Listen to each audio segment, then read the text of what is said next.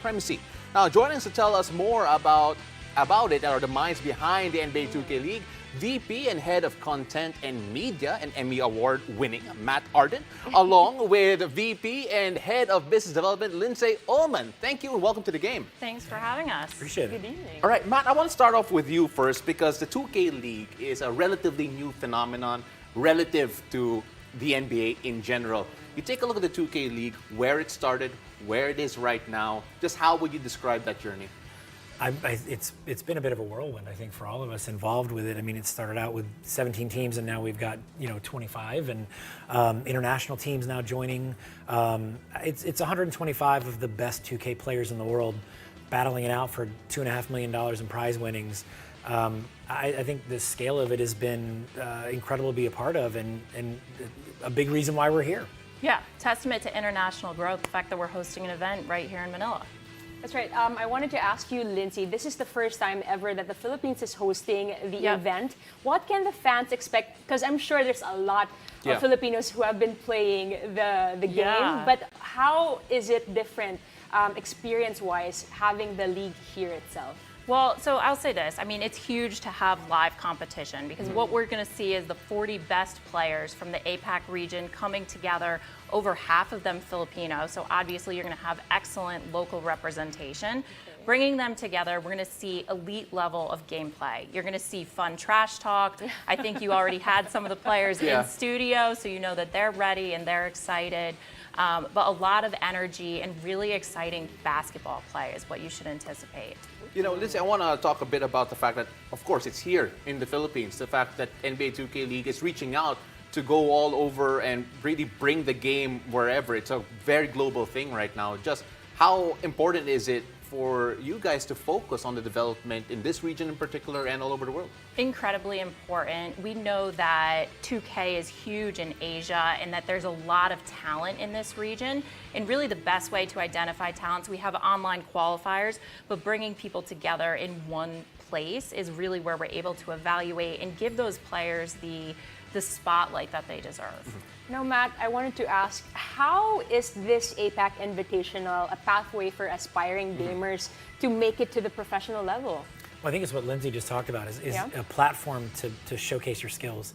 Online gameplay is great, and certainly there's a lot of ways to identify players that way, but getting in the room with players, and we talked about trash talk, it's a huge part of the 2K League methodology. And we're expecting the local players to represent. We absolutely are. And to see them play in real time and to be evaluated by 2K League scouts and getting an idea of what they're capable of when the lights go on and the cameras go on, it's a different level, it's a different heightened competition. So we're just really proud and excited to be here and see these players play, in front of us for the first time. Yeah, I can't wait to hear the trash talk in the multilingual trash talk that's going to happen for sure. Yeah. It finds a way. Yeah, it finds a way. You get it. Everyone will understand. I don't know what your censor button is, but I'm not in charge. Everything's going to be bleeped. That's fair. That's fair. But Matt, it's going to be presented by Cignal, the APAC Invitational, and having a partnership just how big is it in terms of promoting the league and making sure that the local following here do get access to it? I think it's huge for us, and I do it as a service without Lindsay speaking on it as our head of biz ops. Yeah, I mean, listen, we found the perfect partner in Cignal, and we are so thrilled to have a partner who's committed to growing esports in the region, growing esports generally. And I think the exciting thing is, and you see that commitment by them being the presenting partner of APAC, but on top of that, next season, you're actually going to be able to see all NBA 2K League content on NBA TV in the Philippines, as well as Filipinos Live. So you're going to start to see us really increase our presence in the region. Definitely. Speaking of increasing presence, awareness, could you tell us more about how does the 2K League work, especially for those new fans who are getting into it? Matt? It's a joint venture between the NBA and Take-Two Interactive. It's 25 professional NBA 2K teams, 22 of which come from traditional NBA franchises, 3 of which come from international esports and other sports clubs. NBL Oz Gaming, the NBL Australian Basketball League, Gen G, and of course Dukes Infinitos out of Spain. And they're battling it out over the course of 6 major tournaments for $2.5 million in prize money. We play 3v3 and 5v5 competitions during the season. And again, it's 125 of the best 2K players in the world battling it out for absolute 2K supremacy. Lindsay, I want to ask in particular because we're here already in the Philippines. I know we're only going to look forward to first the APAC Invitational, but then you take a look at what's next in terms of the growth here for the 2K League, not just here in the region, but of course all over. Just what plans could you share with regards to how it grows? I think one of the things we're most excited about is we just announced a partnership with the NBPA, which is the Players Association, and I think major kudos to them for being innovative and forward-looking and very excited about the league. And so what you're going to see is our ability to do more with NBA players. And I know that that's something Matt's really excited about too on the content side. Yeah, actually, Matt, so tell us a bit more about that, because having the players involved in this must be amazing for you. Well, I mean, they're 2K players themselves, right? I mean, 2K is across all basketball culture. And so to have some of the most popular basketball figures in the world participate in our competitions and also work with their local teams and their local players in the markets in which those teams live, I think it's a massive game changer, and it really brings kind of a one basketball world together. Have they asked if it will help the ratings or not? It's Oh my usually gosh, the first always. question. First question. Always. First question. Yeah, Matt and I cannot help with that, No. but yes, that is always a question. No, How do I get to 99? That's completely fine. All right, so for the local fans here, Z, I think it's fair to say that for those who want to end up in the level of an APAC Invitational tournament, you take a look at what this could mean as a pathway to the 2K League. Just how do you see this tournament in particular really adding on to the pool of talent that 2K League has? I think it's like anything. You create something that creates its own momentum, right? And we get people playing and excited about having a live event in Manila. I think the local fan base will really see that this is something we've invested in and that they can participate in year over year. Matt, Lindsay, we really appreciate you telling us all about the 2K League. We're really excited for the APAC Invitational. We can't wait to show it here on Cignal. And of course, we can't wait to see whether or not us Filipinos can actually make it to the 2K League very, very soon. Really appreciate both of you for being here. Thank you. for having us. Appreciate it. To find out how and where to watch the exciting 2023 NBA 2K League APAC Invitational presented by Cignal, let's watch this. It's time for basketball to dominate the esports scene as the 2023 NBA 2K League APAC Invitational presented by Cignal will happen here in Manila. The takeover badge at the lock position up ahead to Golden Dog lives up. Witness the intense competition across the Asia-Pacific region as they battle for supremacy in the virtual basketball Look at all those court. badges. It's a team takeover. Watch the 2023 NBA 2K League APAC Invitational presented by Cignal, November 17 and 18 on NBA TV Philippines and Pilipinas Live. After the break, we will shift to the heart of volleyball. Stay tuned, you're watching The Game.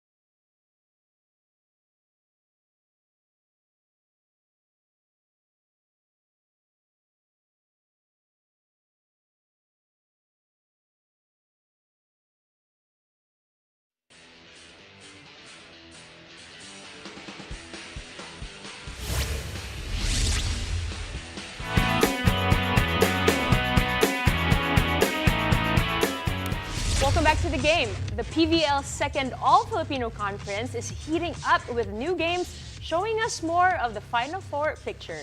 And here to break down what has been happening so far in the PVL is volleyball analyst Ish Polvorosa. Ish, good evening and welcome to the game. Good evening. All right, let's jump straight to it. Let's talk about the standings so far. Kasi ngayon medyo papalapit na tayo sa dulo ng elimination round. So what has been happening so far, Ish? Well, as you mentioned, we're midway this elimination round natin. And I think, you know, pretty much slowly but surely Creamline securing their spot in the Final Four. I mean, I don't think for a lot of fans in the country, for it to say na and claim na they're a part of the semifinals already is a stretch, but I don't think that that's gonna be the case. I think they're still gonna be up there, but right behind them are a lot of teams, you know, scrambling for the next games and the next wins talaga. And yun na nga, we'll touch on it later on. Yeah, we're getting to the part of the season where every game matters. Pero syempre, you know, may source na tayo dito, Ish. Let's talk about yung losing streak muna. Nino! Feeling ko, wait, medyo mainit sa studio ngayon. But yes, Petrogas's losing streak.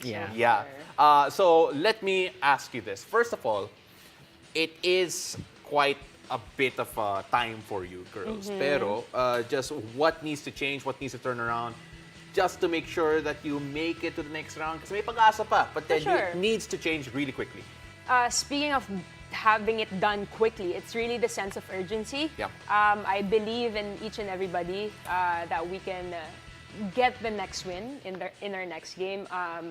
And yeah, I think it's the vibe, the energy inside the court. You know, having a losing streak definitely doesn't help with you know, yung pagod, yung recovery, because it's a mental load and it's heavy having like back to back, you know, Z is a champion team. I mean, exactly. Yeah, you guys can switch it off, switch it on. Depende talaga sa amin yan. That's what I've observed so far. But again, no, matetest yung Petrogas talaga. In the next game, I mean, Chocomuchos so far at number 2.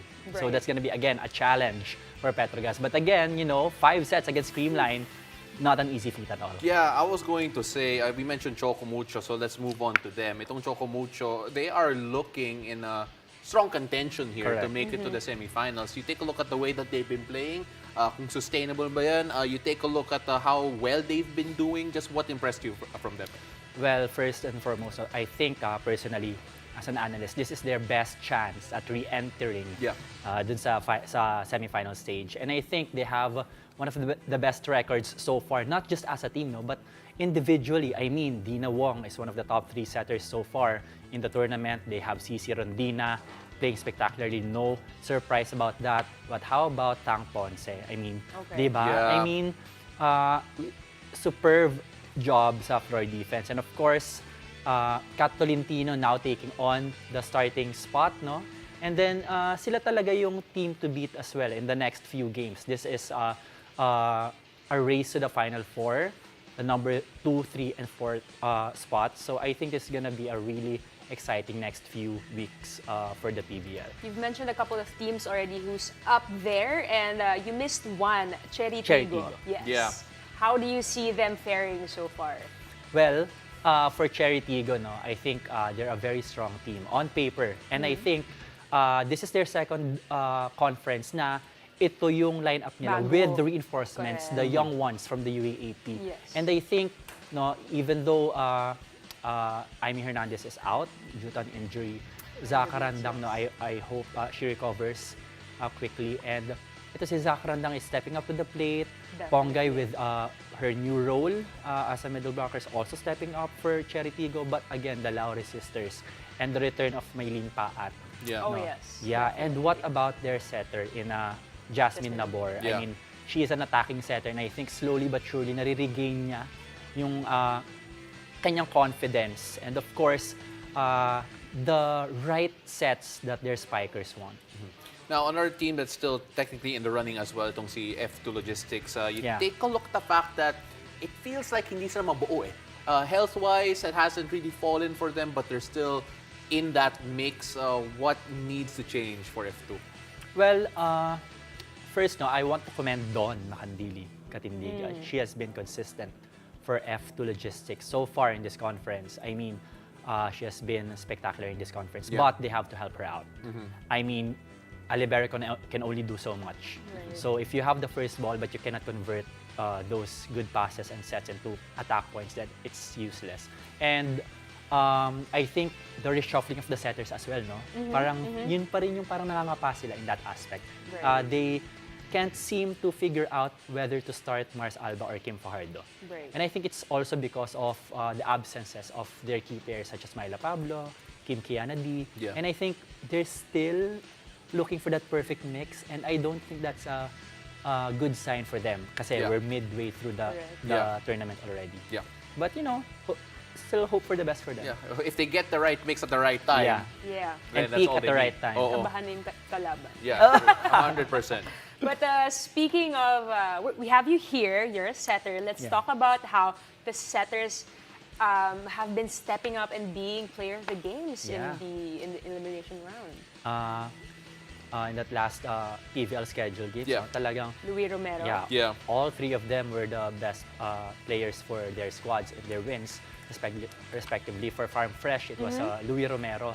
And I wasn't surprised actually, even though they lost in like a lot of matches as a top contending teams, talagang siya yung nagsa-step up for Farm Fresh. And that she's really a great addition for Farm Fresh.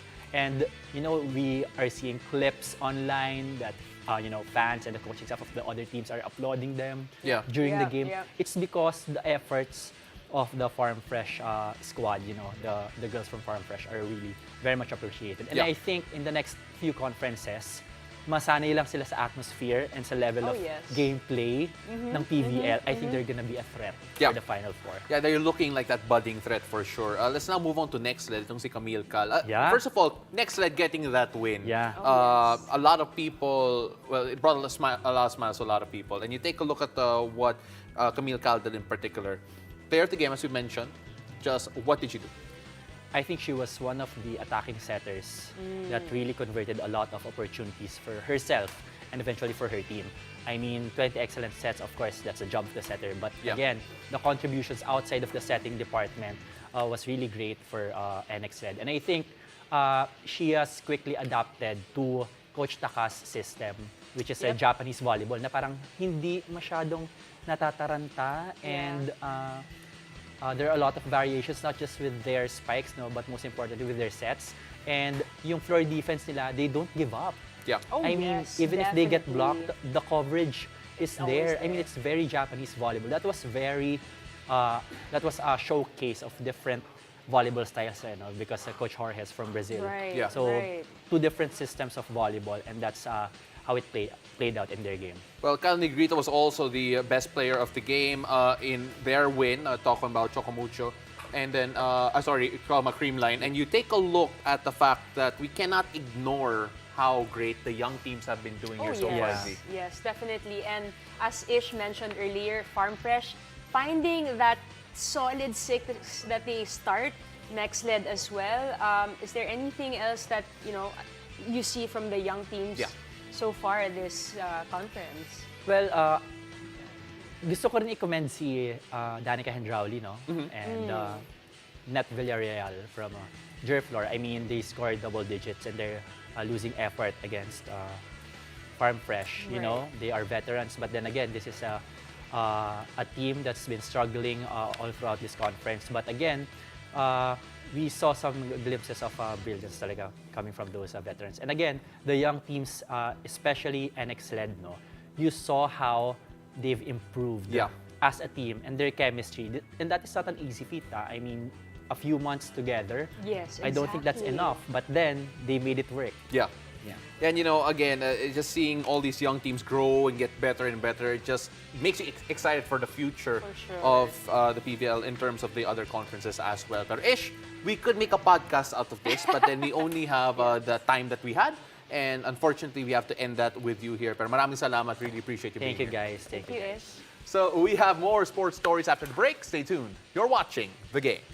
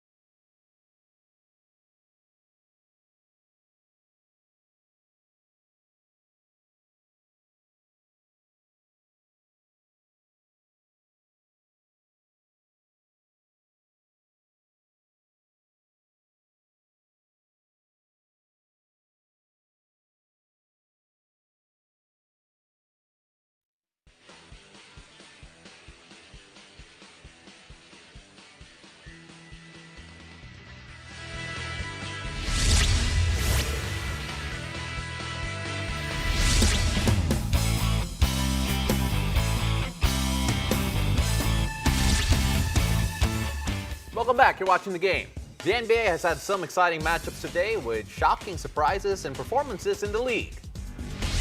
The Atlanta Hawks secures a 126-120 victory over the Detroit Pistons, extending the Pistons' losing streak to 9 games in the in-season tournament.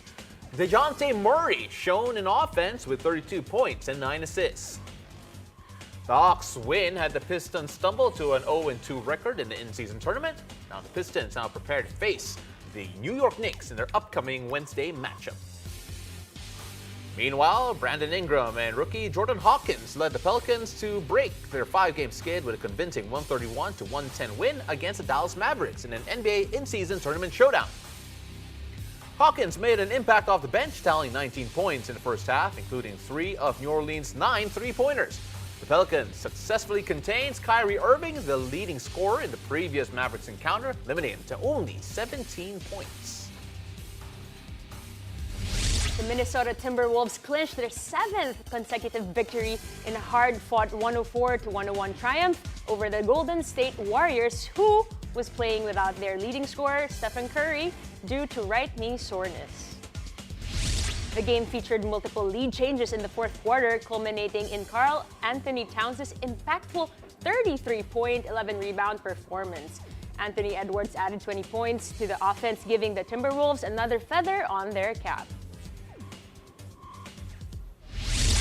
You can catch the games and our show live and on demand on the Pilipinas Live app or website for just 149 pesos a month. Thank you for joining us. I'm Zihir Basho. I'm Paulo De Rosario. Spin the Game.